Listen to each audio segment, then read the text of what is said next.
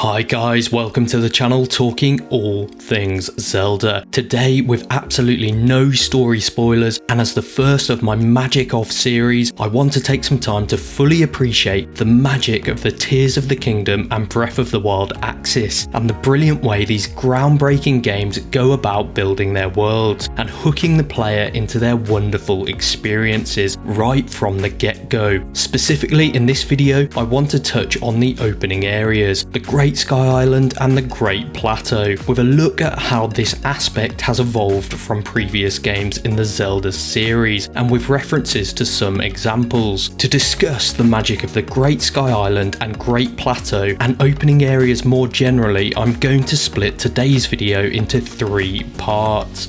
Part 1 will talk about the majestic opening sequence. In part 2 I'll talk about the foundation of a Zelda game and how Tears of the Kingdom and Breath of the Wild have built upon this with respect to what came before. And part 3 will focus on glimpsing what's to come and consequently the anticipation this builds. So, kicking into part 1, the magic of Tears of the Kingdom, the Great Sky Island. Following a fantastic opening story segment, it is essential that the gameplay backs this up and emulates that same quality. This wouldn't be a Zelda game without a Link wake up moment. This isn't even the first time he has woken up inside a tree. Think Ocarina of Time and his fully fitted out tree house. But, just as with Breath of the Wild, the magic happens when you walk outside, and wow, oh wow, what a sequence it is. I'm glad to say that I got that same spine tingling and awe-inspiring feeling when I stepped out to see the majesty and vast expanse of the sky, but it really hit me when I commenced that first dive of faith and was presented with the stunning sweeping intro shot, just as you do with Breath of the Wild, and the same stepping out into the new world music before seeing the new dragon in the distance, and then bam, the new theme tune hits you hard, that beautiful saxophone, and you have goosebumps all over your body. Here we go, you just know you're experiencing something incredibly special here, and then the camera comes full circle and slaps you with the title art, and it's at that moment you realise you just want to run outside and tell the world how happy you are.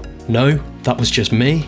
Okay, if you say so. But as soon as this moment hits its crescendo and you finish your descent before landing gracefully in the small lake below, the game immediately kicks back into the alluring, subtle ambience we've come to expect in the Breath of the Wild and the Tears of the Kingdom duology. An immediate reflection of the style used in the Breath of the Wild opening sequence, intentionally pulling Breath of the Wild fans back in while effortlessly hooking new players into this special world. Tears of the Kingdom provides an absolute masterclass in using the opening area to ingratiate the player into the game without being overbearing, while simultaneously expressing that feeling of freedom. And that's the beauty here. You discover new things at quite a pace, but it never feels like things are happening too quickly, nor is anything confusing or difficult to understand. It's just seamless. And bear in mind that players probably complete the Great Sky Island segment in about 2.5 hours on average. In that time, it equips you with a skill set that will remain prevalent for the entirety of the game, and even more impressively, it does this whilst showing you just a fraction of the possibilities available. If you're anything like me, I kept wondering,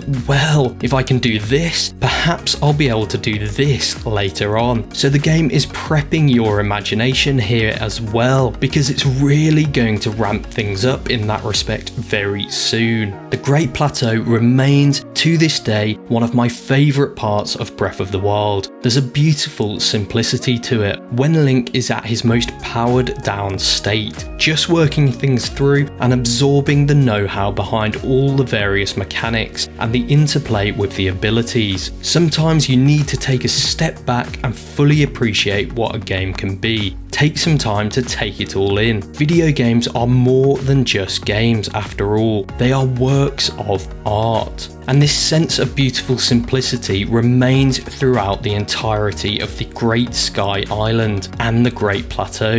The exploration is pure joy, mixed in with some incredible moments. It goes without saying that the new abilities are big moments in themselves, but what about things like the new Shrines of Light and what they bring to the table? Music in Zelda games is integral to the experience, so I was beyond happy with the underlying new tones that play in the shrines, including the powerful notes that play when you actually obtain the Light of Blessings. That, coupled with the new aesthetic and a glimpse of what the new puzzles could offer, was just a phenomenal experience. And reaching further down the rabbit hole, the joy associated with finding new ways to explore, including lighting up new caves using bright bloom seeds and building boats to cross the larger bodies of water. And then one of my favourite moments came shortly after obtaining the Ascend ability, walking out of the shrine, ascending through the giant tree stump nearby, and subsequently walking through it to discover that the Zonai wing device was going to form part of my Sky Island experience to get Link back over to the Temple of Time. I was playing the game on my own, and I'm not afraid to say that I said out loud,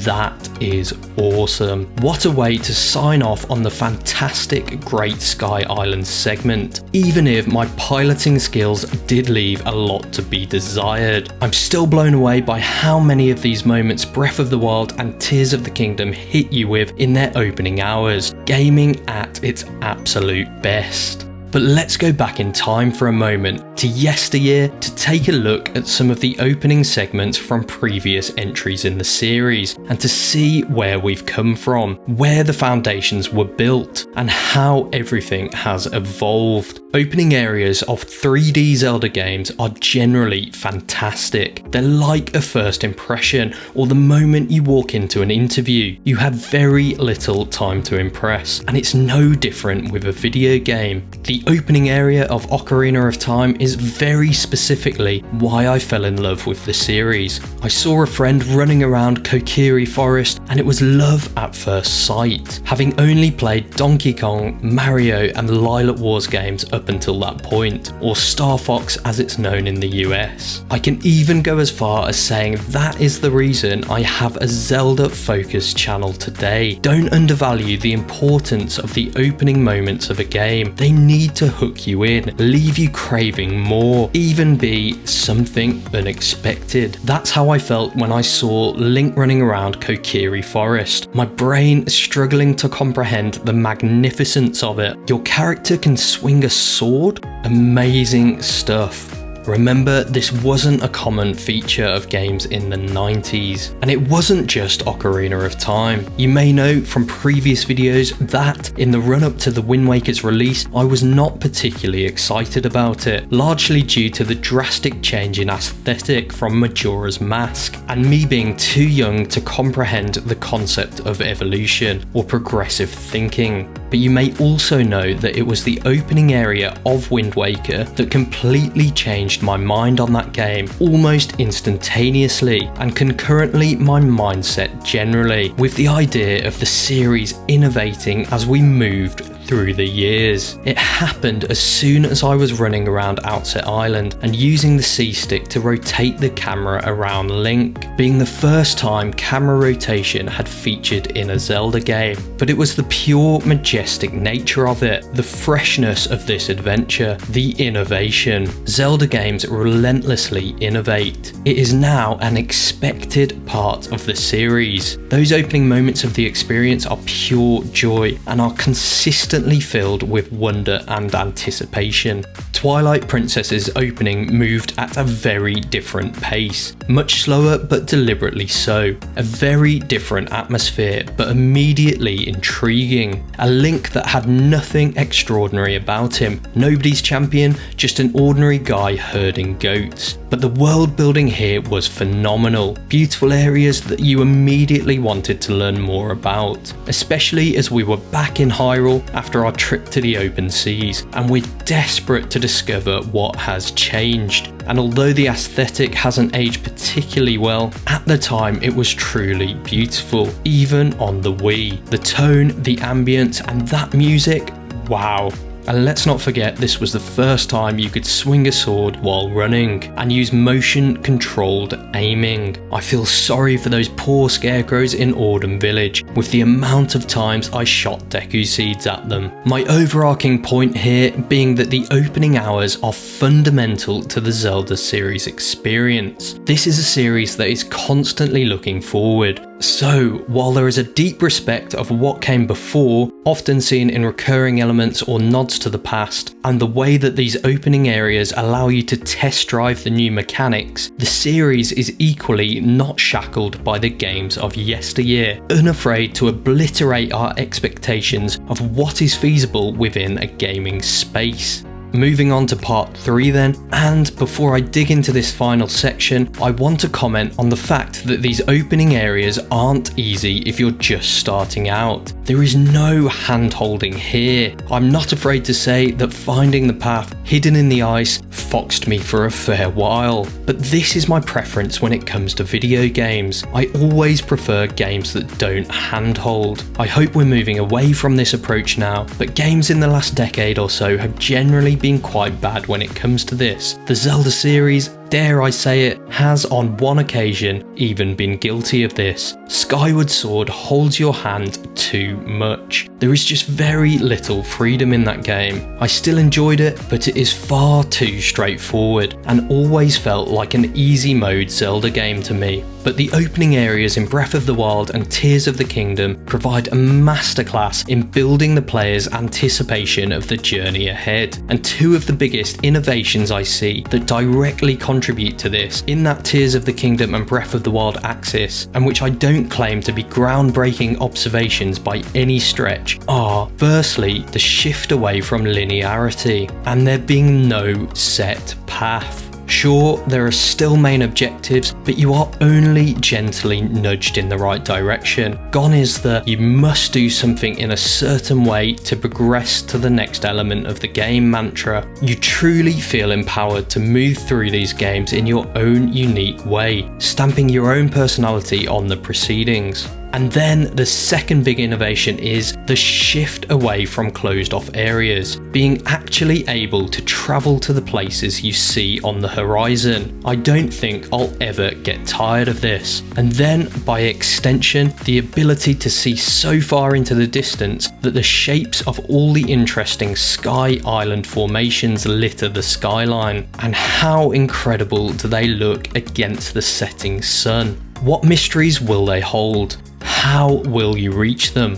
What incredible new features lay ahead in this game? As you can probably tell, I am fully hooked in to Tears of the Kingdom's incredible exploration loop. If my 7-year-old self could have seen what this glorious future would be like, and on a handheld system no less, not much bigger than the original Game Boy, he would not have believed you. Sometimes we need to appreciate just how far we've come. A wonderful time to be alive. So, this is the key difference with Tears of the Kingdom and Breath of the Wild, and their biggest point of evolution over what came before, knowing that those interesting places in the distance are reachable. Maybe not yet, but they will be, and that in and of itself builds excitement with the player base. Wind Waker technically had this too, as did Skyward Sword, but you couldn't really see much if we're being honest, and there was comparatively little to visit when you did reach those areas. Ocarina of Time, Majora's Mask and Twilight Princess all had closed off opening areas, i.e. you couldn't actually see the same places you can visit later in the game. Not an issue at all, but these elements combine to further create that sense of Breath of the Wild and Tears of the Kingdom being magical. The opening areas are packed full of new experiences, but hardly scratch the surface of what the games have to offer. So the player quickly gets that very exciting realization that they're going to be hit with a ton of further new features shortly after leaving the Great Sky Island or the Great Plateau. And that is a great feeling. Wrapping up then, I would love to hear about your experiences and whether you've been taking your time to appreciate all Tears of the Kingdom has to offer. It's good to sometimes take a step back and look at the elements that combine to make Tears of the Kingdom such an incredible experience. Contrasting it against previous entries in the series is a great way to see that tangible evolution, and it's exciting to think where the series could go next, even if our minds probably can't fully comprehend that yet. And if you share my passion for all things Legend of Zelda, please help me out and hit that subscribe button. I've got lots of stuff planned, including delving into the story and lore when the time is right and people have had the chance to experience it for themselves. Thanks, have a good one, and catch you next time.